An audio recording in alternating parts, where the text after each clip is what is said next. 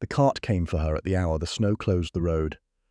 Hester Sutcliffe, Bonesetter at Hollow Beck these 13 years, was rendering mutton fat at the back of her cottage when she heard boots on the ice outside. Not wheels, boots and someone falling and getting up again. She wiped her hands down her apron and had the door open before the knock came.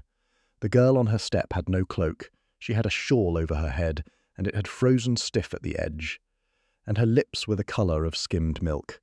Hester knew her by the shape of her face. She had seen her once at the Michael Fair, 3 paces behind a tall, fair woman in mourning silk. Clara Wexford, sister to the Earl of Ravensmoor, dead now 11 days, Mrs. Sutcliffe.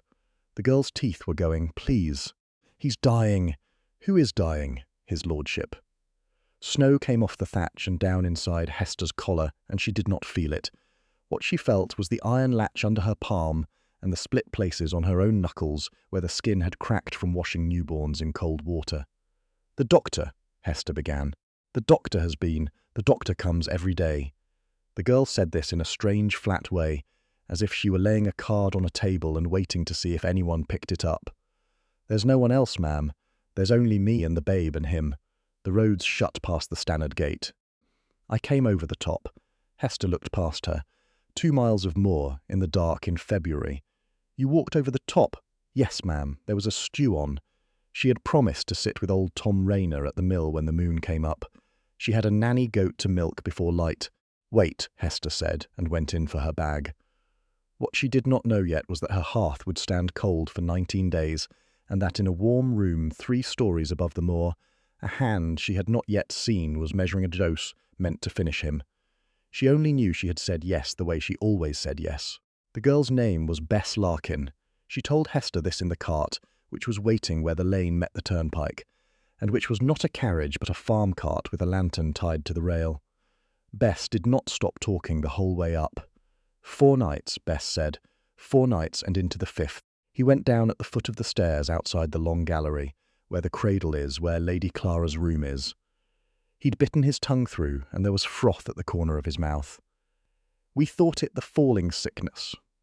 Dr. Craik said the falling sickness. He said quiet and dark and no visitors.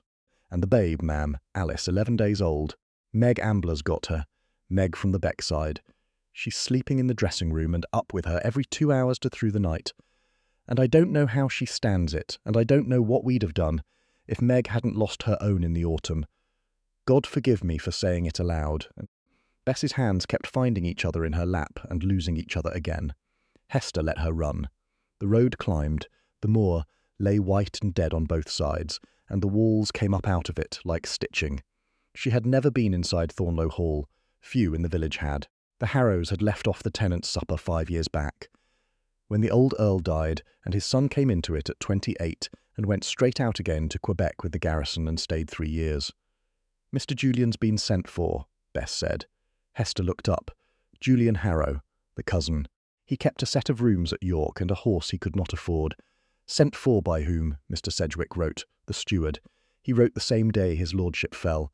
"He said it was right and proper," he said. Bess stopped. "He said," Hester prompted. "Nothing, ma'am." "It's not my place." The cart went over a rut and the bag knocked Hester's shin and she caught it. Bess's hands knotted and slackened, knotted and slackened. That one, Hester thought, is frightened of something that is not the falling sickness. She let it stand, there would be time. "Mrs. Sutcliffe," Bess said. "There's a thing I've to ask you. Ask it. Will you stay till Mr. Julian comes?" Hester watched her a moment before she answered. Bess was 19, perhaps. Her cheekbones were sharp under the wet hair. She was holding her hands very still now, which was worse. "How long has he been on the road?" 3 days. 4. Then he'll be at Thornlow by week's end. "Yes, ma'am. And you'd have me stay till then?" "I'd have you stay, ma'am." Bess looked at the lantern and not at her. "I don't know what else to wish for." The lights of the gatehouse showed dull and yellow through the falling snow.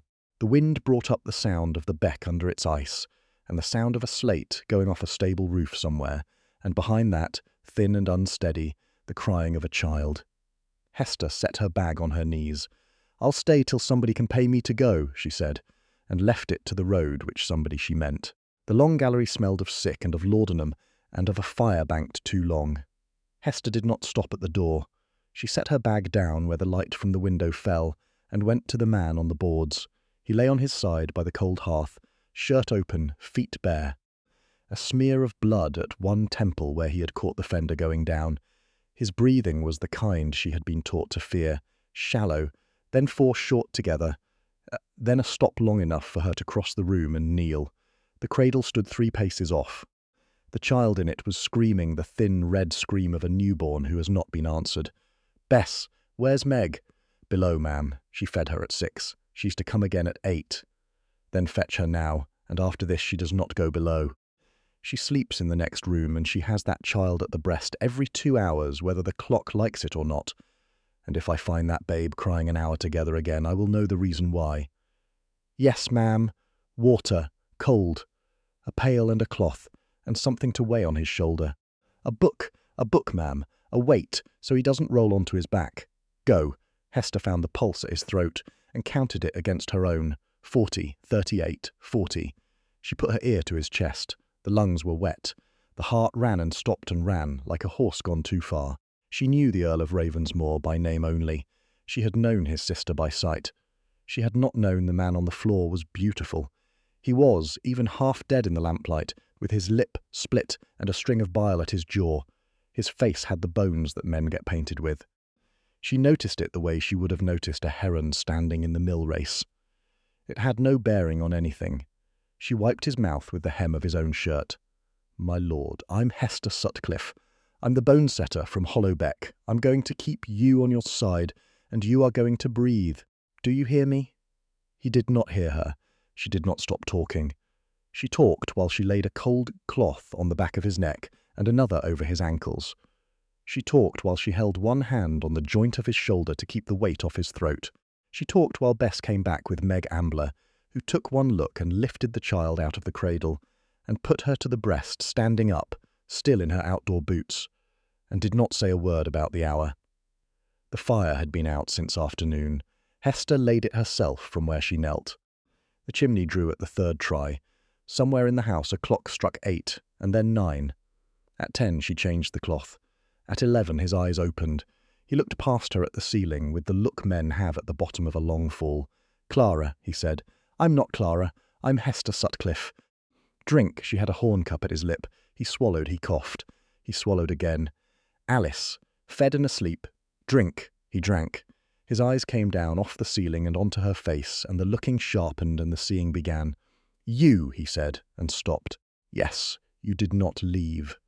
It was the plainest thing said in that house all night. He shut his eyes on it. Hester set her palm flat on the crown of his head, the way you would to a child, and held it there until the breath under her other hand evened out. She held that way an hour. She had crossed some line and had no need yet to know it. She did not leave. 3 days passed before he could sit up without her arm behind him. In that time the house arranged itself around her. She learned where the linen press was, and which key turned which lock, and which servant could be sent for what, and which could not be sent at all. 4 remained at Thornlow besides Bess, a cook, a stableman, an old gardener who came Tuesdays, and Mrs. Dean the housekeeper, who was 70 and deaf and wept when spoken to. The rest had gone in the year of the old Earl's death and never been replaced. Sedgwick the steward came down twice a day to ask after his master, and went away again to write letters. Hester watched him write the letters. She said nothing to him at all. Meg Ambler slept on a cot in the dressing-room, with Alice in a basket at her elbow, and woke at 2 and at 4 and at 6 and again at 8. And Hester woke with her, and between them the child was never crying more than the length of a paternoster. On the 2nd night Meg said, half asleep, "You needn't sit up with me, missus." And Hester said, "You're feeding too then, you and her. Eat the bread, Meg, and push the plate over." On the 2nd night he asked for his sister, and Hester said, "Your sister is buried." It was 11 days ago. She said it because she had learned at 24 that the kindest thing a sick person can be given is the truth, and plainly once, and not made to hear it twice. He turned his head to the wall. She let him be. On the 3rd morning she opened the curtain a hand's breadth. A body 11 days in the dark wants light at last. He watched her do it and did not object. "Have you eaten?" he said. "Yes, you have not. Bess brought me bread at 4. I ate it. Sit." She sat. She had not meant to. She had meant to go down for clean water, but he had said sit, and her legs at 32 were not what they had been at 22, and her back ached in the place between the shoulder blades where a back always aches after 3 nights in a chair too short. "What is your name?" he said. "You told me. I don't have it." "Hester Sutcliffe." "From Hollow Beck, Sutcliffe." He looked at the ceiling. "My sister had a doctor from York. I know she died anyway. I know." He turned his head. The cradle was empty. Meg had Alice at the window, walking her. The child was watching the ceiling beam with the unfocused consideration of an infant who has decided not to scream just at present. "Clara wrote me a letter," he said, "the week she came home. It's in the second drawer of the desk in the library. She wrote that if anything happened to her in her lying-in, I was to keep the child. Not Julian, me, you're keeping her. I'm on the floor of my sister's birthing room with my own bile on my chin. You're in the chair, and she's fed and warm, and she'll be at Meg's breast again inside the hour." Hester stood. "That's what keeping is. It isn't a speech." He almost laughed. It cost him, and he stopped. "What's wrong with me?" he said. "I don't know. You do. I have a suspicion. I'll not say it till I'm sure." "Say the suspicion." "No." She went for the water she had meant to go for. He thought, when she had gone, that she looked like none of the women who had ever come to Thornlow. He could hardly remember what those women looked like. For years his eyes had gone over them as they went over the maids who came in to light lamps. Then Clara had been at Thornlow, and he had looked at Clara. Now Clara was in the north aisle of St. Aidan's under a stone that had not yet been cut. The Bonesetter had been beneath his sight too, that first night. She had been a pair of hands, cold ones, and a low voice saying the same words over and over. "You're breathing. You're going to breathe. Drink." He had drunk because the voice told him to. He had asked nothing, and been told nothing. Now he had asked. Now he had a name. Hester Sutcliffe of Hollow Beck, he thought. The woman has not slept in 3 days. She has not slept, and she has not gone home. She has walked my sister's daughter up and down the gallery at 3 in the morning. I have heard her doing it through the wall. She will not say what is wrong with me, because she will not accuse a house without proof. She will find the proof. He closed his eyes because his eyes had begun to burn, and he had not the strength yet to keep them long open. She did not leave. On the 4th day they ate together for the first time. He sat in the chair by the window with a rug over his knees. She sat across from him with a tray between them. Broth, bread, half a cup of wine cut with hot water. "You don't drink the wine," he said. "I never have. Why?" She set her spoon down and looked at the moor, which was blue-white and shadowed in the folds, and going yellow at the rim where the sun would not quite come. "My husband died in the Stannard mine 4 years ago in March. He was 31. The Stope came down on him and 2 others, and they were 9 hours getting him out, and when they did, there was nothing in it for me but the ring. His name was John." She turned the spoon over. "There was drink in the house that night, brought by people who meant well. I put it on the midden. The habits held. He said nothing. She had not meant to say more and heard herself say it anyway. "We had a daughter, Grace. She was 2 years and 4 months. She took the white throat in the November after. I say her name seldom, my lord, because there's nobody left to say it to." She picked the spoon up. "I've said it once today, that's enough." He was a long while quiet. "My sister was Clara," he said. "She was 2 years older and she was worth 4 of me. She married Wexford, who was kind and no fool, only unlucky. He went down with a timber ship in the Gulf below Quebec. A year ago come Lammas. I was at the garrison there. I saw the water he went into. I have stood on that shore." He gathered it. "She came home carrying his child. She asked me to keep her here for the lying-in. I said yes. Dr. Craik told me the York man was enough. He told me my sister was strong. When the labour went long, he told me nothing further was needed. He told me that for 30 hours. Hester held the spoon over the broth. "He let her die," the Earl said. "I've not had him in this house since, nor the magistrate down. I didn't know whether I'd outlive him long enough to lay the case. Your lordship, Gabriel, I'll not use your given name. Then call me nothing, I'll call you my lord, as you like." She set the spoon down. "I think," she said, "that you've been given antimony.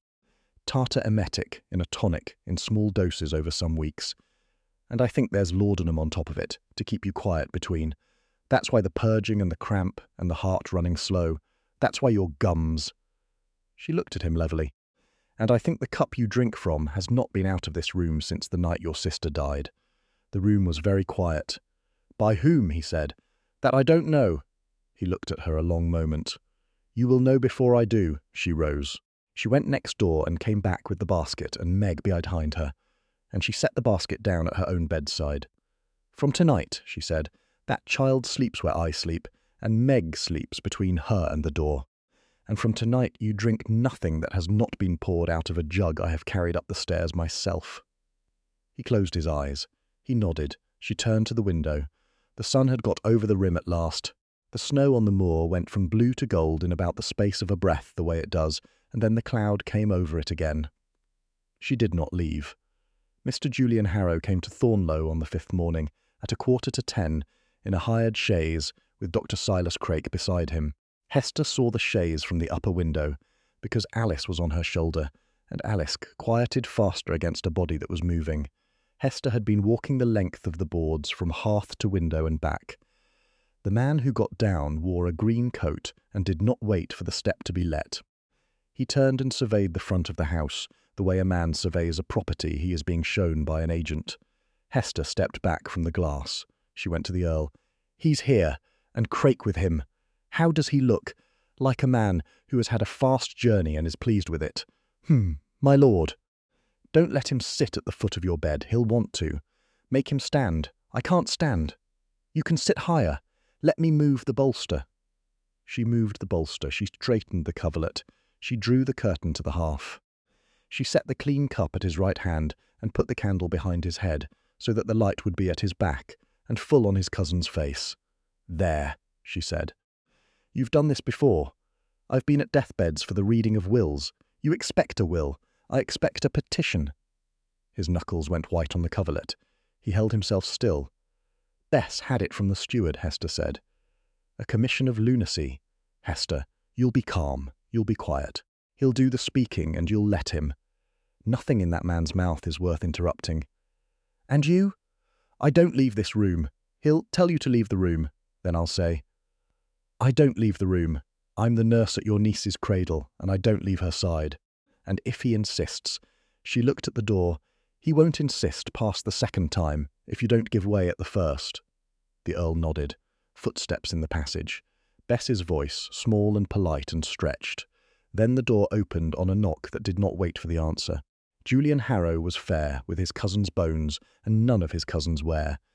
He was perhaps 27. His coat was very well kept. His face was open and warm and full of concern, and he stopped in the middle of the carpet and put his hand to his heart. "Gabriel," he said, in a voice that was almost a brother's voice, "God be thanked. I came the moment your steward wrote. You came by the York Road, by Ripon. There was no getting through the top. I thought there might not be." Julian looked at Hester then for the first time. His eyes were grey and not quite still. He smiled at her. He did not bow. Behind him, Dr. Craik set his bag on the table by the door and folded his hands over his stomach and said nothing at all. "This is Mrs. Sutcliffe," the Earl said, "the nurse at my niece's cradle, from Hollow Beck. Mrs. Sutcliffe, we are all in your debt. You may leave us now, my cousin and I have family business." Hester stayed where she stood. "Mrs. Sutcliffe remains," the Earl said. "My niece is asleep in the next room. Mrs. Sutcliffe will be at her side. My dear man, there is a wet nurse. There is the maid. She remains." Julian looked at his cousin. His face kept the same warmth. He smiled again. "As you wish, Gabriel," he said. "As you wish." He sat. He sat at the foot of the bed. Hester met the Earl's eye. The Earl moved one finger on the coverlet, a small movement that asked her to let it stand. She let it stand. There was nothing to be got by sending the man to his feet now. "Gabriel," Julian said, "I shan't lie to you. You look like a corpse. I'm told you were 4 days on the floor of this room. I'm told the physician has been refused the house." A glance to Craik, who inclined his head an inch. "I'm told there's nobody here but a maid and a stableman, and this admirable woman from the beck. I'm told my cousin's child lies in a cradle on the hearth. This is no way for the head of our house to live. Clara died 11 days ago. I know it. I grieve with you. But Gabriel, you are not well, and you are not in your right mind, and that is a matter now for more than grief. Look at your hand. My hand is steady. It is steady today." Julian's voice was gentle. It was not steady yesterday. The household reports it, your own steward reports it. You have been in delirium the better part of a fortnight. Gabriel, there is provision for this in law. There is a commission. Alice is heir to the Wexford property, as well as ward of this house.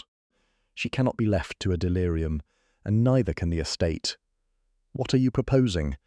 That I sit at your bedside until you are well. That I act in the matter of Alice's guardianship until you are well. Through the proper channels, with the magistrate's signature, for everybody's protection, including yours. A commission of lunacy, for the period of the illness only, to be discharged, of course, upon your recovery. And if I do not recover, you will recover, and if I do not. Julian spread his hands. Then God forbid. But the estate would not be tangled. Alice would not be a ward of strangers. He leaned forward. He had a warm, faintly embarrassed smile, the smile of a man who is doing an awkward kindness. I am your cousin. I am here for no other reason on this earth. The Earl looked past him. Hester, he said, open the curtain. She opened it. The morning came in white off the snow, and it came across the bed, and across Julian Harrow's face, and across the half-empty cup on the table. Julian's eyes flicked once to the cup. They came back. Sir Hugh Marsden may come on Friday, the Earl said. Gabriel, Sir Hugh may come on Friday. Let the hearing be in the vestry of St. Aidan's, where my sister lies. Bring whom you please. Bring Dr. Craik, who is already here. Bring my steward. Bring the vicar. I will have my own witnesses. He was speaking flatly, without lift, laying each sentence down like a stone in a wall. I am not in a delirium today, Julian. I am sitting up. I am eating. I am drinking out of cups poured by Mrs. Sutcliffe. My sister's daughter is in the next room, at the breast, alive, and alive by no provision of yours. On Friday, in the vestry, I will say all of it. Gabriel, listen to yourself. Friday. Julian rose. His face went, for the space of a heartbeat, the colour of skimmed milk. Then the colour came back, and the smile with it. He bowed to the Earl. He bowed to Hester, a precise civil bow that was meant to be seen. Mrs. Sutcliffe, he said at the door, a pleasure. Craik picked up his bag. He looked at Hester as he passed, and what was in his face was not warmth and not anger. It was arithmetic. They went. Hester shut the door. He'll be back before Friday, the Earl said. Yes, he'll have something else by then. Yes, then marry me, he said. Before he comes back, she did not look away. For the protection, he said. I release you after, if you wish it. I know, Hester. Friday morning, she said, before the hearing, in the vestry. Sir Hugh signs. I keep the child, you keep your name, and we see what we see. She did not leave. Between Wednesday night and Thursday morning, she did not sleep at all. She had slept in snatches the 4 nights before, on the cot in the dressing-room, in the chair at his bedside, once with her head on her own folded arm, at the edge of Alice's basket. None of it more than 2 hours together, and she had not minded. She had been 13 years at this. She did not need much sleep when the work was in her hands. But this night there was no work. This night there was a paper folded under the candlestick on the dressing-table, and by 8 in the morning she was to be a countess by special licence. And by 10 there was to be a hearing, and after the hearing there was to be whatever Friday afternoon turned out to be. She sat at the window. The candle was low. The clock at the stair-foot struck 2. She thought of John. She had not thought of him steadily in 2 years. She thought of him in glances, in sudden lurches, a certain weather coming over the top, or a lamp lit in somebody else's window at dusk and not in hers. She did not grieve every day. She thought of him on his days, and let him be on the rest. It had taken her a long while to be able to do that, and she did not intend to give it up. But tonight he came to her plain. The way he had said her name from the step that last morning, the dripping he'd had on his bread before he went up to the mine, and Grace, 2 years and 4 months, whose name she had not said aloud to any living person in 3.5 years, until she had put it into a man's hands across a broth tray. I said her name, Hester thought. I gave it to a stranger. The stranger is to be my husband before 10 o'clock. No, he is not a stranger. He has been my patient 5 days. He has had my hand at his throat and at the back of his neck and at his wrist. I have known the rate of his breathing in the dark for 4 nights, running. I have heard him say Clara in a voice, a man does not use for his sister, unless he is at the bottom of something. This is not a stranger. This is also not a marriage. It doesn't need to be a marriage. It needs to be a paper. Tomorrow, It needs to be a paper. A door opened along the passage. She knew which door. She knew his step before he had gone 3 paces on the boards, because he still moved very slowly, and because she had listened to that step for 5 days, as other women listen for a child's cough. He came to her door. He did not come in. He had a coat over his nightshirt. His feet were bare on the boards.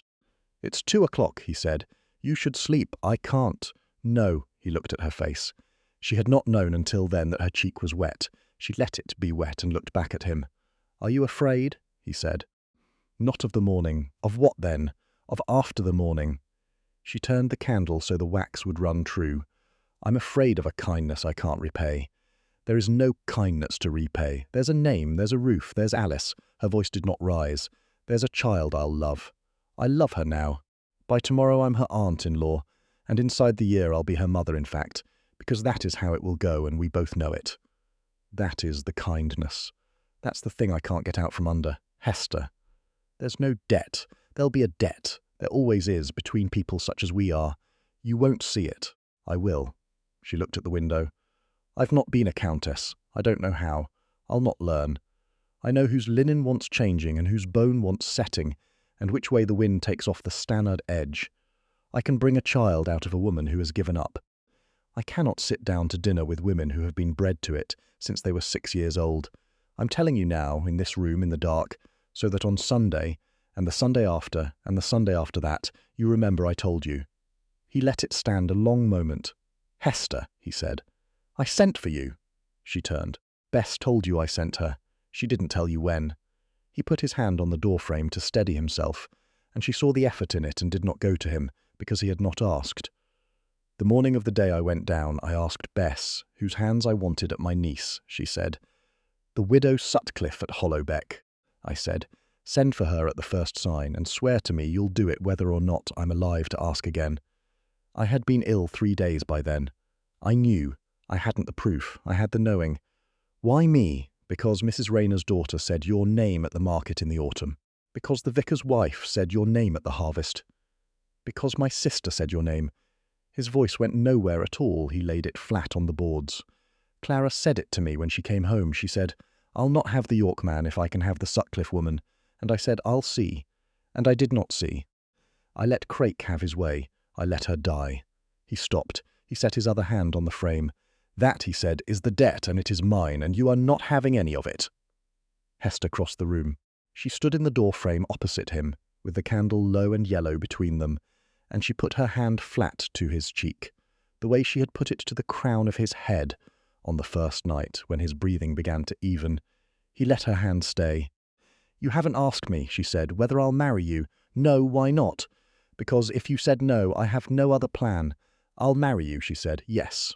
She took her hand away. "Now go and sleep. There's a hearing in the morning." He did not move at once. "You stayed," he said. "Yes." He went. She blew out the candle. Sleep did not come. She lay down on the cot with Alice's basket at her elbow and Meg breathing on the other side of it. And she watched the light come up grey out of the east, and she thought, "He sent for me on the first day. I did not stay by choice. I was chosen before I ever set foot on the stair." She found that she did not mind it. Bess came to the dressing-room at 4. Hester had slept perhaps an hour. She came up out of it at the sound of the latch and was on her feet before she knew she was awake. Mrs. Sutcliffe. Bess had no candle. Her face in the grey was all eyes. "He's below, Mr. Sedgwick. He's been in the steward's room writing since 2. I went down for water. She was shaking. "He has my book." "Which book?" "The one I keep in the linen press. The one with the dates. You told me it was hid. He came up the back stair while we were at supper. It's on his desk now. There's a candle at the desk. He's reading it. He's put it inside his coat, and the coat's on the chair." Hester was at the basin. She was at her boots. "How long since you saw him? 4 minutes, 5. Has he left the room?" "No, will he?" "I don't know. Mrs. Sutcliffe, he'll burn it. He'll burn it in the grate before it's light, and he'll write another between now and 10 o'clock, and it'll be in his hand, and it'll say what they want it to say." Hester tied her boots. She put her shawl over her nightdress, and her cloak over the shawl. "Bess, take Alice through to his lordship. Lay her in his arm. Tell him I've gone to Reddick's. Tell him I'll be back by 7. Tell him to hold that child until I am, and to send nobody after me.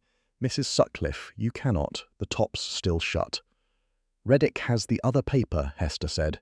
Whoever bought the antimony bought it at his counter and signed his poison book for it. That book has never been out of the shop since the day he opened it. Julian Harrow hasn't thought of it yet. Julian Harrow is asleep at the Bell in Thornlow village with his petition written. If I'm at Reddick's kitchen door by 6, I have that book before he does. If I'm not, I have nothing but my word. And my word is the word of a Bonesetter from the Beck. She was at the door. Bess, ma'am, what's in your book? Exactly, Bess's mouth worked. Every cup, she said. Every dose. Every date. Signed at the foot in my own hand, because Mr. Sedgwick said a careful girl keeps a record, and he'd have me turned off if I didn't. I gave it to him. I measured it out, and I carried it up, and I gave it to him with my own hands. And I did not know, ma'am. Not for the first fortnight I did not know. And after that She stopped. I'm in that book too. I'll hang with them. You'll not hang. You don't know that. I know you came to me, Hester said. The bench will know it too, because I'll tell them. Go now. She went down the back stair. The house at 4:30 in the morning was black and bitter. The kitchen door was bolted, not chained. She drew the bolt and let herself out into the kitchen garden and crossed the frozen cabbage rows and came out onto the drive. She did not look back. 4 miles, 2 hours and a bit. The turnpike would be drifted past the Stannard Gate. She would have to go over the top. The path over the top ran within 30 yards of the mouth of the Stannard mine. She had known that when she said she would go. She had known it the way you know a tooth is there. The snow had crusted overnight and held her most of the way, and where it did not she went into the knee and hauled herself out and went on. The sky was the colour of a knife. There was no wind at all, which was a mercy, and the silence up there was so complete that she could hear the snow squeak under her own boots, and nothing else in the whole of the North Riding. At the 5th field wall she came up level with the mine. She had not been within a mile of it in 4 years. The winding gear stood black against the last of the stars. The spoil heap had gone soft and white and almost pretty. The mouth itself was boarded, and somebody had nailed the boards crosswise and left it, and the wood had gone silver. Hester stopped on the path. Here, she thought, here is where I stood while they brought them up. Here is where Sarah Rayner held my arms behind me. Here is where the ground was black with people, and nobody said anything for 9 hours.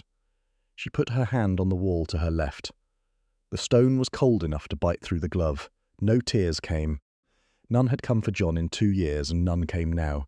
She thought plainly the way she thought when she was working. He died. He died on a Thursday. He died under 9 feet of rubble at 4 in the afternoon, and he has been gone a long time. He can do nothing for what I am walking to, and nothing against what I am walking from. He is under this hill. The hill is a long way off. I am a Bonesetter on an errand for an earl and his sister's daughter, and I am wanted at Amos Reddick's kitchen door by 6 o'clock. She straightened up. She walked on. She came down into Hollow Beck as the first cart was turning out of the yard at the bottom of the High Street. She went round the back of the apothecary's and tapped twice. Susan Reddick opened at the second tap, with a candle in her hand and her cap on crooked. Hester, God love us, what? I need Amos now. I need the poison book. I need the page for Thornlow. Susan looked at her face. She turned and called up the back stair, and put Hare into the chair by the fire, and a cup of tea into her hand, without asking her whether she wanted it, and went up. Amos Reddick came down in a coat over his nightshirt, with his spectacles pushed up on his head. He was 62.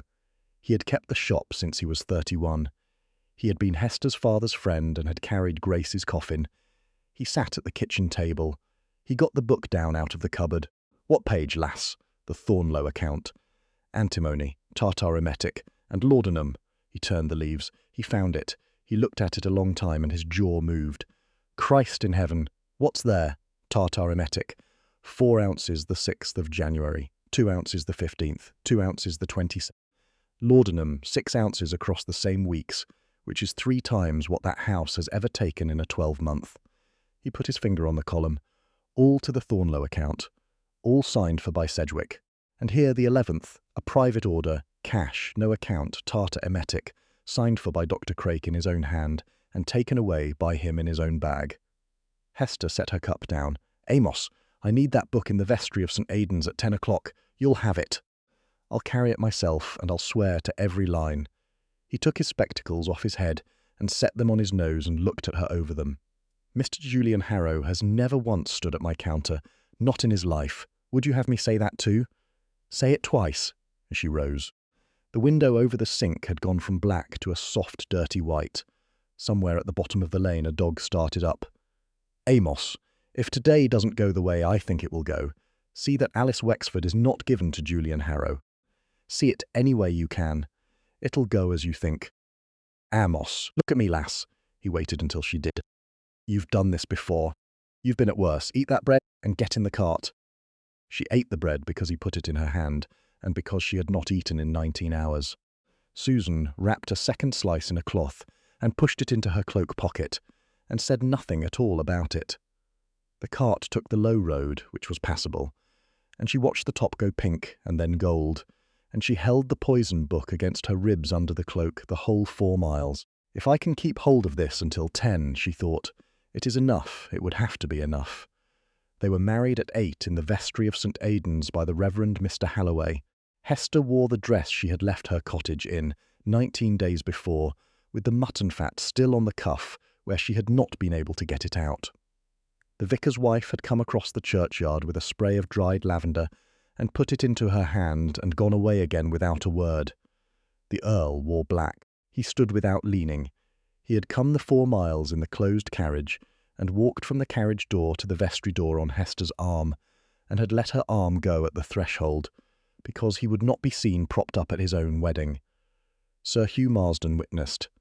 Amos Reddick witnessed. Bess Larkin witnessed and cried, and was told by nobody to stop. The vows took 4 minutes. The Earl spoke his in a clear, dry voice. Hester spoke hers in the voice she used at a bad birth, when she needed every woman in the room to hear her, a voice that was not loud and was very hard to interrupt. The vicar shut the book. "You may kiss your wife, my lord." The Earl turned to her. He looked at her a moment. Then he set his hand to her cheek the way she had set hers to his in the doorway at 2 in the morning. And he bent and kissed her once on the mouth. It was brief and dry and deliberate. A paper kiss made in front of witnesses, and under it was the kiss of a man who had decided something, and she felt the decision in his hand. She let it stand. "My wife," he said. "The clerk wrote that down too. At 10 they came."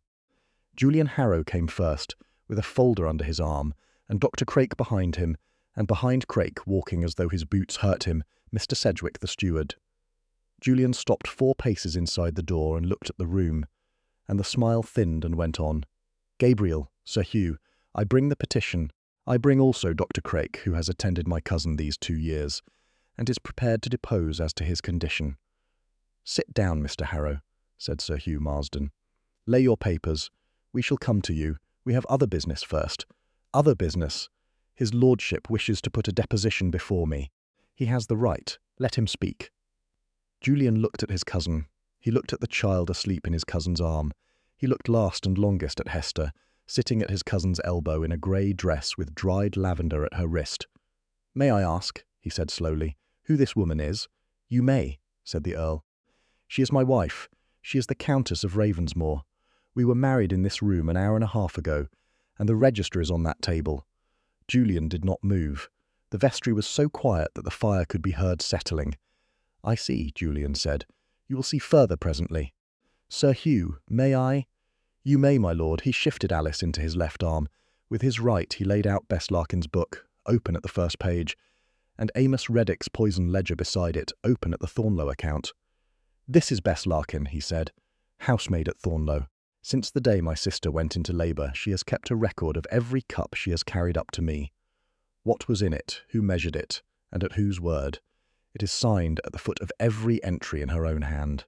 She came to my wife with it of her own will before dawn this morning, when she might have burned it and saved herself. She has my pardon for what she did in ignorance, on the single condition that she tells this bench all of it, and she will." He turned. "This is Amos Reddick, apothecary of Hollow Beck, 40 years at the same counter.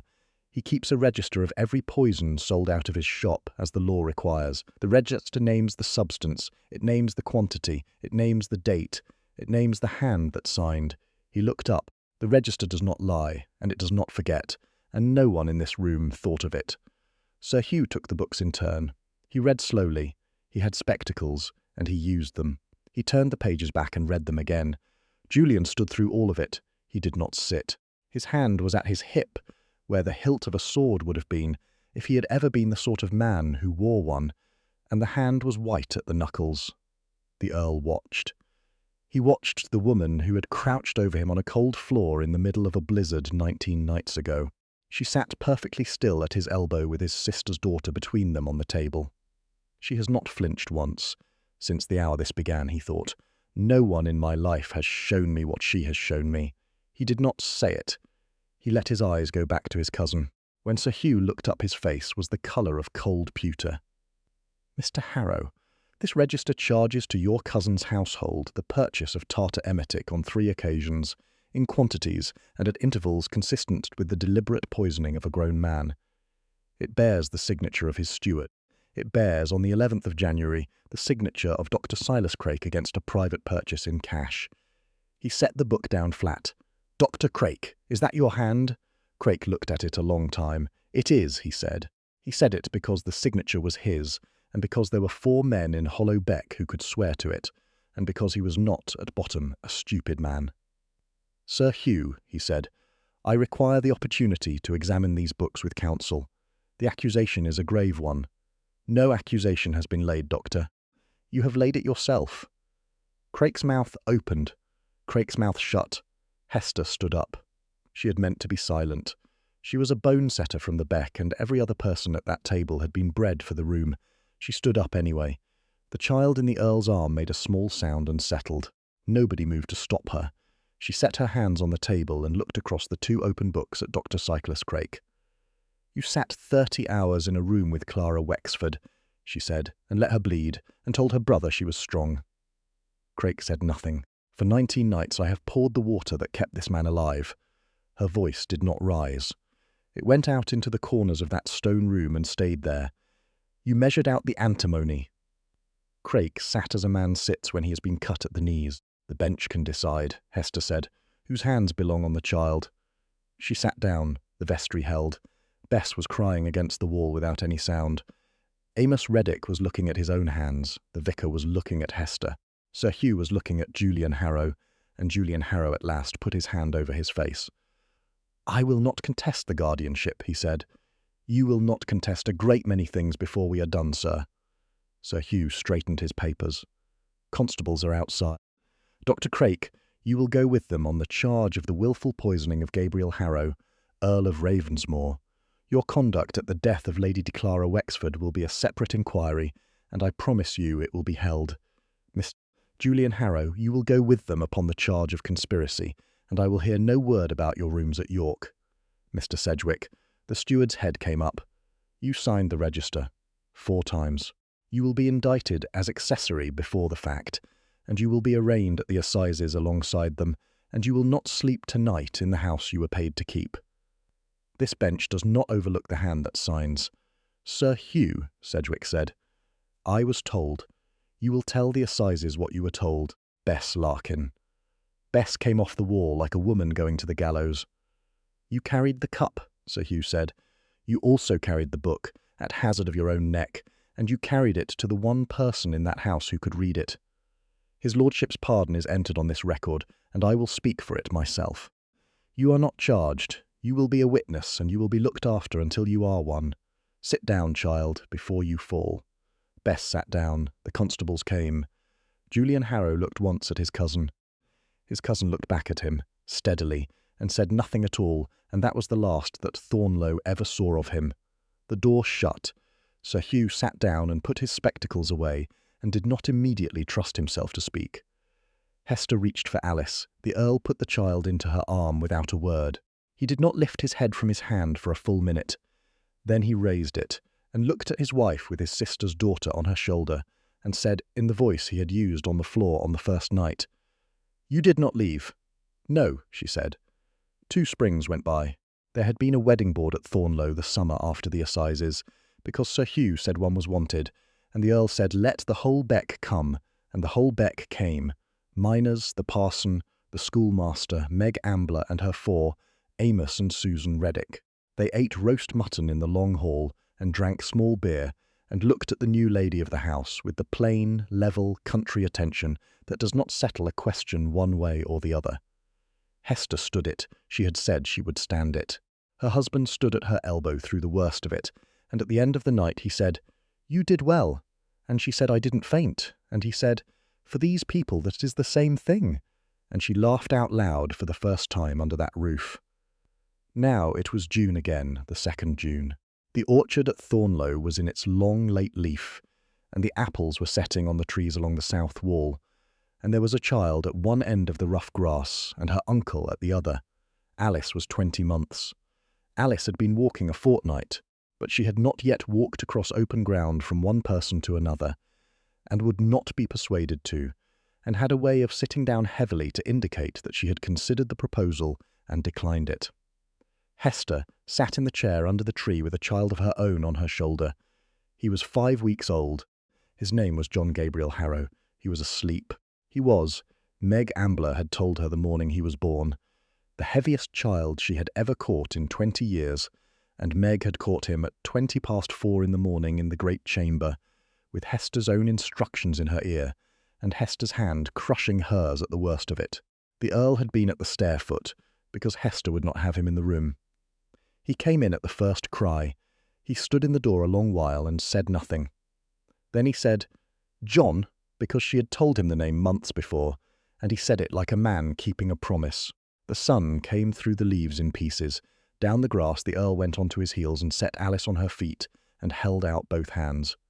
"Alice," he said, "go to your aunt." Alice considered this. Alice was a serious child, and she had her mother's chin. Alice took a step. She took another. She took a third, which was the third she had ever taken without something to hold, and she swayed, and did not fall, and came on. 5 steps. 6. 8. She crossed the warm grass with the wobble of a small person who has decided to do a thing and will not be argued with. Halfway she stopped. She looked at Hester under the tree. She looked back at her uncle. "Go on," he said. She went on. She came the last of it at a kind of trot, and fell against Hester's knee and laughed. The loud, open, delighted laugh of a child who has done something clever. Hester laughed too, careful of the baby on her shoulder, and put her free hand on Alice's back. "There," she said, "that's the orchard crossed." The Earl was on his feet at the far end. He had come up too fast, and he put a hand on the trunk beside him. He was 33 now, and there were days the year still had its hand on his wind, and there always would be. She had told him so plainly, and he had not argued. He came down the grass at his own pace. He put one hand on his niece's head and the other on his son's. "Both at once," he said. "Both at once." He sat on the bench beside her chair. They were quiet a while. "I spoke to the new steward about the Stannard path," he said. "The wall's to be made up by Lammas, and there's a stone going in at the mine mouth, with the 3 names on it and the date," the village asked. I said yes before they'd finished asking. "Yes," Hester said. "You told me at Easter you'd walk it in June. I did. It's June it is." He looked at her sideways. "Shall I come?"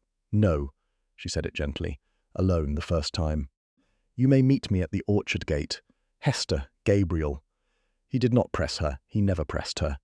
She rose and laid their son in the cradle that had been carried out under the tree at the start of the afternoon, and set Alice on her husband's knee, and kissed him once on the mouth. A slow, unhurried, entirely deliberate kiss. The kiss of a woman of 34 who knows her own work, and went off across the orchard to the gate that gave onto the top. The day was bright. The moor was purple-brown, and the beck was low and loud. The wind was a soft thing out of the west. The gate was open. She went through. She walked the 1.25 miles, and came up level with the mine. The winding gear stood against a blue sky, and looked like not much like an old thing left in a field. The boards over the mouth had gone green at the bottom edge. Somebody had cleared the nettles. Hester stopped on the path. She put her hand on the stone wall to her left, which was warm. "John," she said out loud, because there was nobody within 2 miles to hear her, "I've walked it. The wind moved in the wind. I've a husband who didn't drown and didn't go down a shaft. I've a son, and I've called him for you. I've a girl who isn't mine and is mine. And I've still the cottage at the beck, and the doors on the latch, and there's kindling in the box, and I'll not sell it, and don't ask me why, because I can't tell you." She took a breath. "Grace is with you. Tell her I said her name today." She stood a moment more. "I'm going back to the orchard now. I'm not going round this place any more. I'm going to walk past it. Goodbye." She did not cry. She turned. She walked back. At the orchard gate, the Earl was waiting with John at his shoulder, and Alice hanging off 2 of his fingers, and the sense, which she had never had to teach him, to wait without asking anything. "Well," he said. "Well," she said. "Come on then." She took her son back into her arm. She took her husband's offered hand. They crossed the orchard together toward the house, where the lamps were being lit in the long hall against an evening that came cool off the moor, even in June, and where a girl of 20 months and a boy of 5 weeks would be put down in 2 cribs set side by side, because their mother would have it no other way. Somewhere ahead of them, up the drive, the wheels of a visitor's carriage turned in at the gate. Hester heard them and kept walking, and her husband kept her hand in his. "A cart came for me once in the snow," she thought. "A carriage comes for him now in the sun. It is the same wheel. It is not the same road." She had not been kept, she had stayed.